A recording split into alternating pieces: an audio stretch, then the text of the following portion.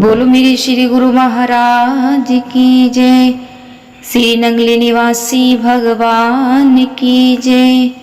बोलो मेरे श्री सतगुरुदेव भगवान की जय। श्री स्वामी जी महाराज की जय। प्रेमियों, आप सभी को जय सच्चिदानंद। जय श्री गुरु महाराज की श्री स्वरूप दर्शन संपूर्ण जीवन चरित्र श्री स्वामी जी निजात्मक नंद जी की शरणागति। श्री सद्गुरु देव जी के अन्य प्रेमी स्वामी निजात्मक नंद जी किस प्रकार की सतगुरु शरण में आए थे, इसका वर्णन प्रेमियों के लिए अत्यंत लाभ होता है। श्री स्वामी जी का पहला नाम भक्त हेमराज जी था। आप लक्की के एक धनी साहूकार में रहते थे। इन्होंने परमार्थी कार्यों का बहुत चाव रहता था। इन्होंने इसलिए लक्की में अनेक धर्मशालाएं बनवाई। प्रतिवर्ष आप रामलीला से भी बढ़ चढ़कर भाग लिया करते थे। आपके कुल गुरु श्री लाला जी दास डेरा वाले थे।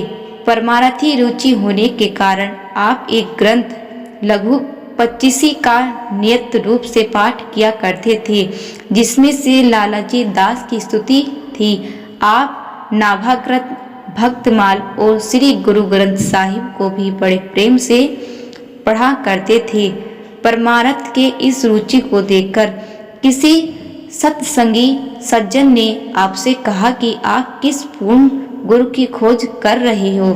पूर्ण सतगुरु की प्राप्ति के लिए आप हरिद्वार पहुँचे। वहां जाकर आपने कई साधुओं से प्रार्थना की कि मुझे ज्ञान उपदेश दीजिए ताकि अपने स्वरूप का साक्षात्कार हो सके। कई महात्माओं ने कहा कि आप स्नान करके गंगा जी के तट पर बैठकर राम नाम जपा किया करो और अपने स्वरूप का ध्यान करें।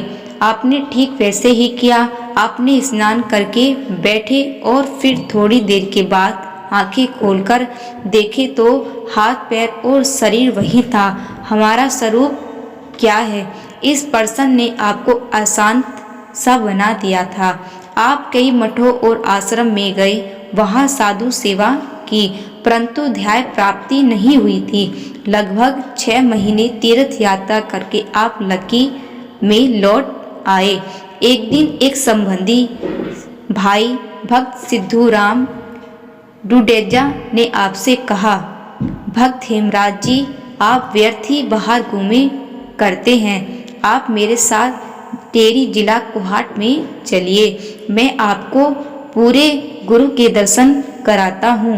भक्त सिद्धूराम जी ने यही वचन सुनाकर आप तत्काल ही तैयार होके उनके साथ टेरी के लिए चल पड़े। वहाँ से सद्गुरुदेव के दर्शन करते हुए इन्होंने ऐसा प्रतीत होता है कि मानो सच्चे मालिक हमें स्वयं ही मिल गए हो। साथ ही आप पहले ही व्यर्थ जीवन व्यतीत किया था। समय को याद करके वे रोने लगते हैं।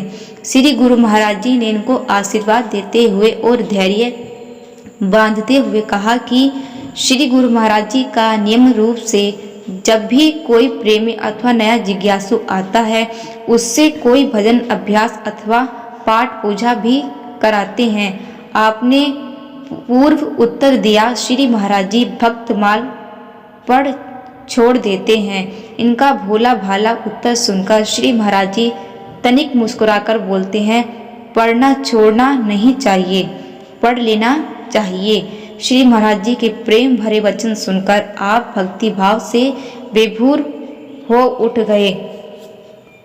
बस मस्त और प्रेम सा छा गया। फिर आपने श्री सतगुरुदेव जी के उपदेश ग्रहण भी किए। आपने श्री महाराज जी की तन मन धन से खूब सेवा की।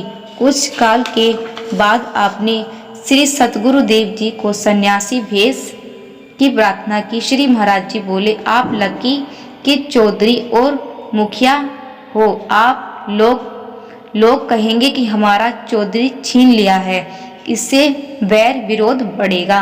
अभी आपको सन्यासी देना ठीक नहीं है। पहले आप घर के कार्य व्यवहार समेट लो, फिर आपको सन्यास दिया जाएगा। आपने उत्तर दिया, श्री महाराज जी, जीते जी घर के काम कभी भी समेट में नहीं आ सकते हैं, बल्कि वे बढ़ते ही जाते हैं। श्री महाराज जी ने इनको आज्ञा दी कि अभी आप घर में ही रहकर साधना करो। कुछ समय के बाद आपने श्री महाराज जी से सन्यासी के लिए फिर प्रार्थना की। इनकी प्रार्थना स्वीकार हुई। दयालु प्रभु जब इनको सन्यासी देने लगे तो उपस्थित प्रेमियों से पूछा, भाई इनका नाम क्या रखना चाहिए? प्रेमियों ने प्रार्थना की, श्री महाराज जी, जैसी आपकी इच्छा हो वैसा नाम रखिए।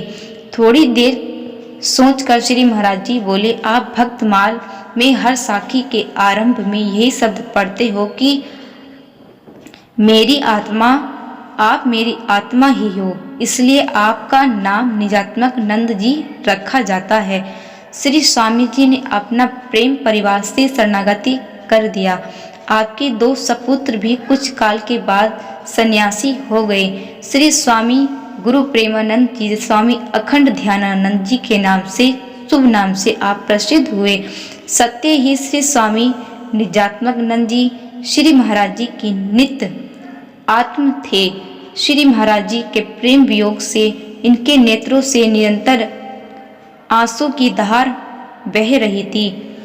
दोहा, प्रेम छुपाया ना छिपे, जाघट प्रकट होए, जो मुख से बोले नहीं तो नैन देते हैं रोए। बोलो मेरे श्री गुरु महाराज की जय।